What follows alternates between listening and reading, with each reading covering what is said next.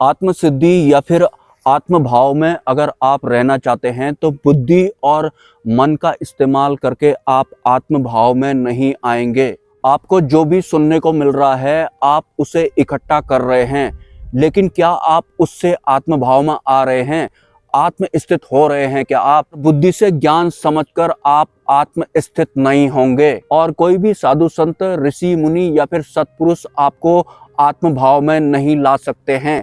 आपको स्वयं प्रयास करना होता है। खुद अगर आप प्रयास नहीं करेंगे तो आप सिर्फ ज्ञान इकट्ठा ही करते रह जाएंगे। प्रयास आपको खुद करना है आत्म भाव में आने का। देखिए, आत्म सिद्धि करना या फिर खुद आत्म भाव में टिकना वैसे तो बहुत ही ज्यादा आसान है, लेकिन जिस हिसाब से हम इस दुनिया में बुद्धि और मन के अधीन रहकर सरवाइव करते हैं, हम स्वयं की आत्मसिद्धि करने को भी बुद्धि और मन का इस्तेमाल करके प्राप्त करने वाला विषय जैसा समझते हैं। मतलब अभी आपकी स्टेज ये है कि बुद्धि और मन का इस्तेमाल करके आप आत्म भाव में आने की कोशिश कर रहे हैं, और जब आप आत्म स्थित हो जाते हैं तो उसके बाद आत्म स्थित होने के बाद आप बुद्धि और मन का इस्तेमाल करते हैं। मतलब आत्म जागृति अगर आपकी हो जाती है तो उसके बाद आपके लिए बुद्धि और मन थर्ड पार्टी बन जाते हैं, या फिर आत्म भाव में आने के बाद सिर्फ और सिर्फ आप वास्तविक सत्य को ही जीते हैं। आंतरिक स्तर पर आप सही दिशा में ही जीते हैं।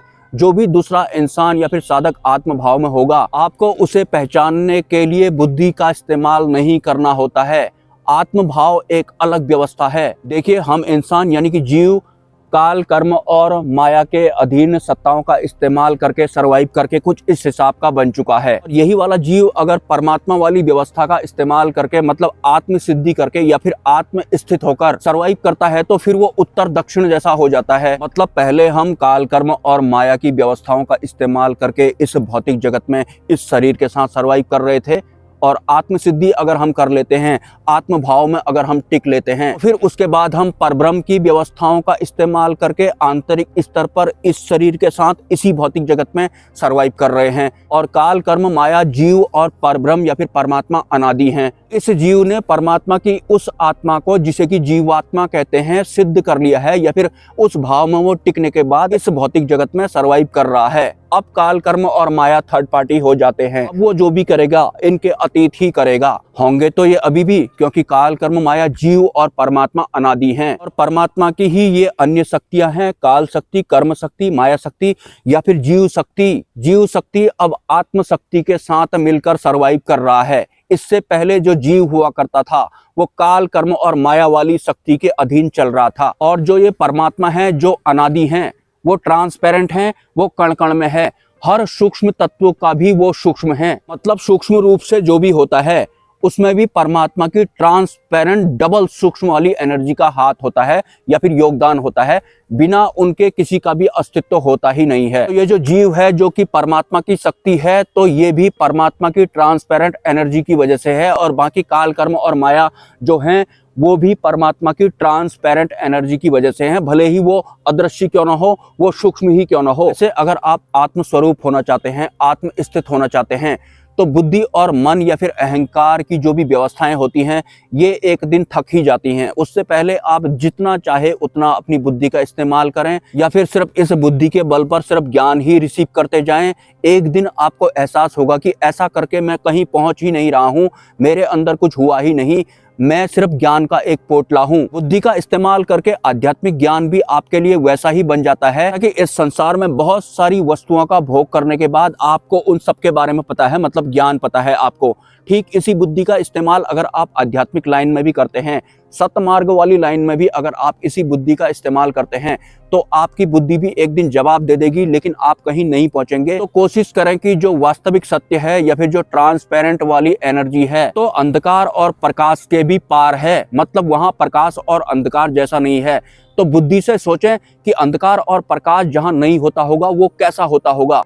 बुद्धि में भी नीला प्रकाश, पीला प्रकाश, काला प्रकाश, ब्राइट प्रकाश, केमिकल वाला प्रकाश या फिर एआई वाला अंधकार, कुछ भी सोच सकती है, लेकिन पहुंचेगी कहीं भी नहीं। तो सिंपली जो वास्तविक सत्य है, जहां अंधकार और प्रकाश भी नहीं होता है, इन सब के स्रोत वहां पर होते हैं, वहां से इन सब की शुरुआत होती है। अगर ट्रांसपेरेंट एनर्जी नहीं होगी तो इन सब का अस्तित्व ही नहीं होता है। मतलब अगर ये हैं तो सिर्फ उसी की वजह से हैं, और अगर ये नहीं होंगे तो भी उसी ट्रांसपेरेंट एनर्जी की वजह से नहीं होंगे। तो इतना हाँ और नहीं के बारे में मैंने आपको बता दिया है। अगर आपकी बुद्धि अभी भी प्रयास करना चाहती है तो आप जितना चाहे उतना प्रयास कर सकते हैं, लेकिन एक दिन बुद्धि हारेगी ही हारेगी। लेकिन वक्त जाने के बाद आपकी बुद्धि हार रही है, आपका अहंकार जवाब दे रहा है, तो फिर आप क्या करेंगे? मैं लिख के देता हूँ आपको। सत्पुरुष मेरे गुरु हैं। परमात्मा के बारे में कुछ ऐसी जानकारियां भी मेरे पास हैं जो मैंने अभी नहीं बताई हैं। बताकर भी कुछ नहीं होगा, क्योंकि जब तक आप आत्मभाव में नहीं आएंगे आपकी आगे की गति नहीं होगी।